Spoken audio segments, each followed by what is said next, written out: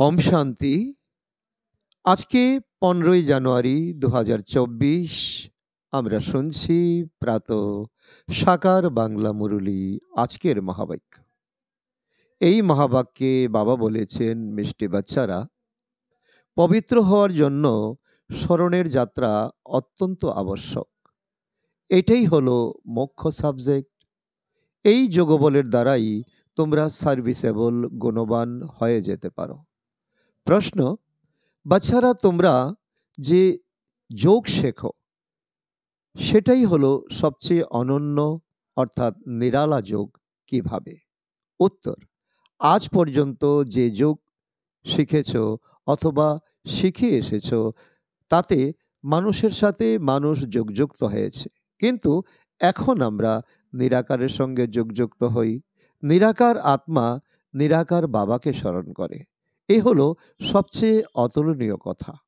দুনিয়ায় যদি কেউ ভগবানকে স্মরণ করে, তবুও তা পরিচয় ছাড়া, অকুপেশন ছাড়া কাউকে স্মরণ করা, এ হলো ভক্তি।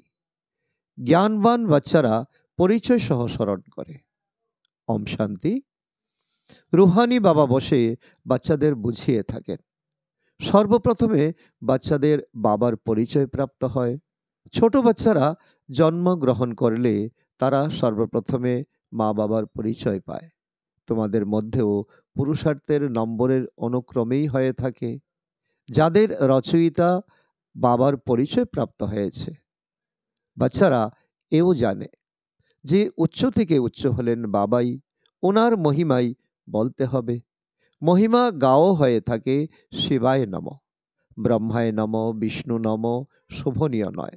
শিবায় নম শোভনীয়, ব্রহ্মা দেবতায় নম, বিষ্ণু দেবতায় নম, শব্দগুলি হলো শোভনীয়। ওনাদের দেবতা বলতে হবে। সর্বোচ্চ হলেন ঈশ্বর। প্রথমে যখন কেউ আসে তখন তাদেরকে বাবার মহিমা অবশ্যই বলতে হবে। তিনি হলেন সুপ্রিম পিতা। বাচ্চারা ভুলে যায় যে বাবার মহিমা কিভাবে শোনাবো। প্রথমে তো এটাই বোঝাতে হবে যে উনি হলেন সুপ্রিম পিতাও, টিচারও, সদ্গুরুও। ত্রয়ীকেই স্মরণ করতে হবে। এছাড়া স্মরণ তো শিব বাবাকেই করতে হবে তিনটি রূপে। একে তো পাকাপোক্ত করতে হবে। তোমরা বাবার মহিমা জানো, তবেই তো করো। ওরা তো সর্বোচ্চ পিতাকে মাটির টুকরো, পাথরে বলে দিয়েছে, মানুষের মধ্যেও বলে দেয়, কিন্তু মানুষের শরীরেও তো সর্বদা থাকতে পারে না। তিনি তো কেবল লোন নেন। তিনি স্বয়ং বলেন যে আমি ওনার শরীরের আধার নিয়ে থাকি। তাহলে প্রথম কথা পাক্কা করে নিতে হবে যে বাবা হলেন সত্য। সেই সত্য নারায়ণের কথাই শুনিয়ে থাকেন। নর থেকে নারায়ণ সত্য বাবাই বানিয়েছেন। সত্যযুগে এই লক্ষ্মী নারায়ণের রাজ্য ছিল।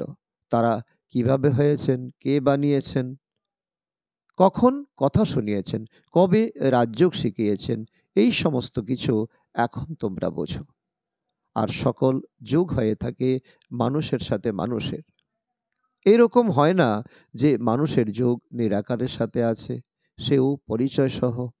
আজকাল অবশ্যই শিবের সঙ্গে যোগযুক্ত হয়, পূজা করে, কিন্তু ওনাকে জানে না কেউই।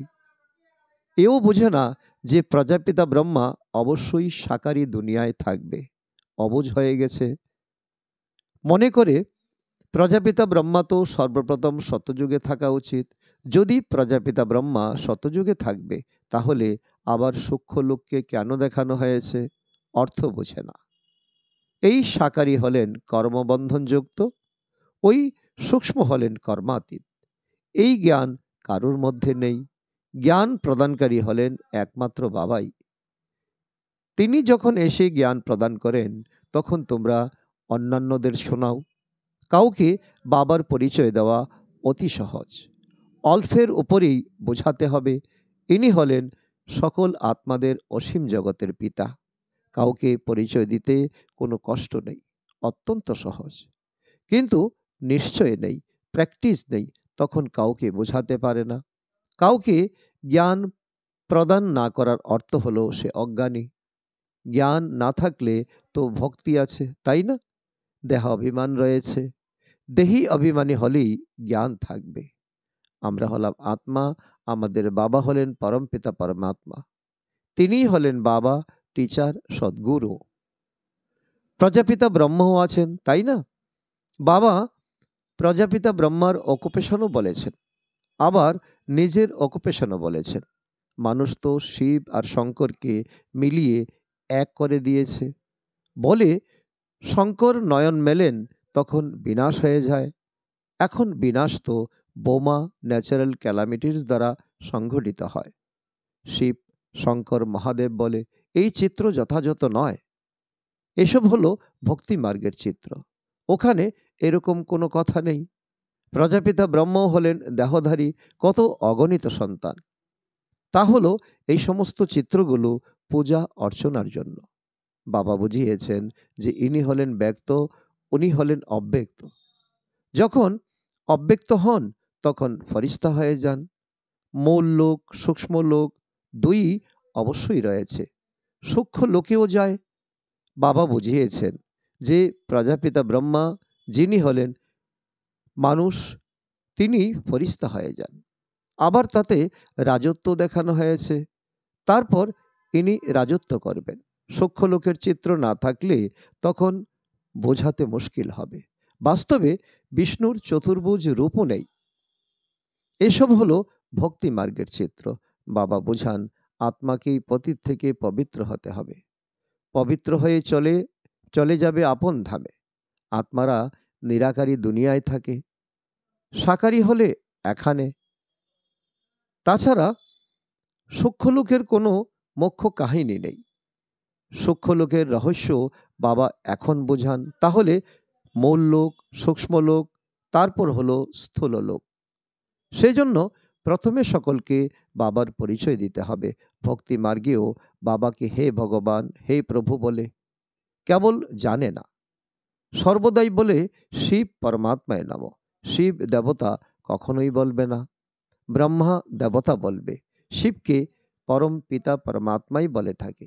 শিব দেবতা কখনোই বলবে না, শিব পরমাত্মাই বলবে। ওনাকে পুনরায় সর্বব্যাপী বলা যায় না। পতিতদের পবিত্র করার কর্তব্য করতে হবে। তাহলে কি নুরি কাকরে গিয়ে করবে? একেই বলা হয়ে থাকে ঘোর অন্ধকার। এও ড্রামায় নির্ধারিত রয়েছে। বাবা এসে বুঝিয়ে থাকেন যদা যদা হি ধর্মস্য গ্লানির্ভবতি ভারত। কার গ্লানি? ওরা তো শ্লোক শুনিয়ে তারপর অর্থ শোনায়। বাচ্চারা তাহলে তোমাদেরকেও তো সেখানে গিয়ে দেখা উচিত, বলা উচিত যে আমরা এর অর্থ বুঝিয়ে থাকি। তারপর তৎক্ষণাৎ বসে শোনানো উচিত। এইভাবে কখনো বুঝবে না যে এরাই হলো বিকে। অবশ্যই সাদা পোশাক রয়েছে, কিন্তু ছাপ লাগানো রয়েছে কি? তোমরা যে কোনো কোথাও গিয়ে শোনাতে পারো আর বলতে পারো যে এর অর্থ তো বলো। দেখো ওরা কি শোনায়। এছাড়া এই এত সব চিত্র তো বিস্তারিত বোঝার জন্য। জ্ঞান হলো অগাধ। সাগরকে কালি বানিয়ে নাও, তবু শেষ নেই। তারপর সেকেন্ডেরও কথা শুনিয়েছেন। কেবল বাবার পরিচয় দিতে হবে। ওই অসীম জগতের পিতা হলেন স্বর্গের রচয়িতা। আমরা সকলেই হলাম ওনার সন্তান, ভাই ভাই। তাহলে আমাদেরকেও অবশ্যই স্বর্গের রাজ্যের হওয়া উচিত। কিন্তু সকলেই পেতে পারে না। বাবা আসেনি ভারতে, আর ভারতবাসীরাই স্বর্গবাসী হয়। অন্যান্যরা তো আসেই পরে। এ তো অত্যন্ত সহজ, কিন্তু বুঝে না। বাবার তো অত্যন্ত আশ্চর্য লাগে। একদিন গণিকা প্রভৃতিরাও এসে শুনবে। পরে আগতরা তীক্ষ্ণ হয়ে যাবে। ওখানেও কেউ গিয়ে সার্ভিস করতে পারো। অনেকের লজ্জা লাগে, দেহ অভিমান অনেক রয়েছে। বাবা বলেন পতিতদেরকেও বোঝাতে হবে। ভারতের নামও তারাই নামিয়েছে। এর জন্য মোক্ষত চাই যোগবল। একদমই অপবিত্র, পবিত্র হওয়ার জন্য স্মরণের যাত্রা চাই। এখন সেই স্মরণের শক্তি কিছু কম আছে। কারোর মধ্যে জ্ঞান আছে তো আবার স্মরণ কম। সাবজেক্ট অত্যন্ত ডিফিকাল্ট। এতে যখন পাস করবে তখন গণিকাদের উদ্ধার করতে পারবে। ভালো ভালো অনুভবী মাতারা গিয়ে বোঝাও।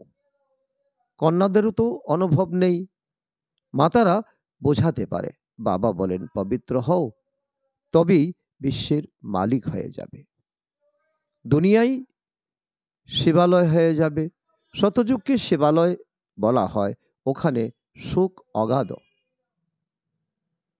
তাদেরকেও এভাবেই বুঝাও যে বাবা বলেন এখন প্রতিজ্ঞা করো পবিত্র হওয়ার। এরকম পতিতদের পবিত্র বানানোর তলোয়ার অত্যন্ত খোরধার হওয়া চাই। এমন হতে মনে হয় এখনো দেরি রয়েছে। বোঝানোতে নম্বরের অনুক্রম রয়েছে, সেন্টারে থাকে। বাবা জানেন সবসময় একরস থাকে না। সেবায় যারা যায় তাদের সাথে রাত দিনের পার্থক্য রয়েছে। সেই জন্য প্রথমে কাউকে বোঝালে তখন বাবারই পরিচয় দাও, বাবারই মহিমা করো। এত গুণ বাবা ব্যতীত আর কারোরই হতে পারে না। তিনি গুণবান করে দেন। বাবাই সত্যযুগের স্থাপনা করেন। এখন এ হলো সঙ্গম যুগ, যখন তোমরা পুরুষোত্তম হতে চলেছ। তোমাদের অর্থাৎ আত্মাদের বশে বোঝাবেন। এ তো বোঝাও যে আত্মারই শরীর রয়েছে। কতদূর পর্যন্ত কেউ বুঝেছে তা চেহারাতেই জানা যায়। কেউ মরি হয়, তখন সম্পূর্ণ চেহারাই বদলে যায়। আত্মা মনে করে বসলে তখন চেহারাও ভালো থাকবে। এরও প্র্যাকটিস থাকা চাই। ঘর গৃহস্থীরা এত নাচানাচি করতে পারে না, কারণ কাজকর্ম লেগেই রয়েছে। পুরোপুরি অভ্যাস করলে তবেই চলতে ফিরতে উঠতে বসতে পাকাপোক্ত হবে। স্মরণের দ্বারাই তোমরা পবিত্র হয়ে যাও। আত্মা যত যোগে থাকে ততই পবিত্র হয়ে যায়। শতযুগে তোমরা শতপ্রধান ছিলে, তখন অত্যন্ত খুশি ছিল। এখন তোমরা সঙ্গমে হাসি মজা করতে থাকো। অসীম জগতের বাবাকে পেয়েছো, বাকি আর কি চাই? বাবার কাছে তো বলি প্রদত্ত অর্থাৎ সমর্পিত হতে হবে। মুশকিলই কোনো ধনবান বেরোয়, গরিবরাই পায়। ড্রামাই এইভাবে তৈরি হয়ে রয়েছে, ধীরে ধীরে বৃদ্ধি প্রাপ্ত হতে থাকে। কোটি কোটির মধ্যে কেউ কেউ বিজয় মালার দানা হয়। এছাড়া প্রজাত নম্বরের অনুক্রমে তৈরি হবেই। কত অসংখ্য তৈরি হয়ে যাবে। ধনবান গরিব সবকিছুই হবে। এখানে সম্পূর্ণ রাজধানী স্থাপিত হচ্ছে। বাকিরা সকলেই নিজের নিজের সেকশনে চলে যাবে। তাহলে বাবা বোঝান বাচ্চাদের দৈবিক গুণ ধারণ করতে হবে। তোমাদের ভোজন পানীয় ভালো হওয়া উচিত।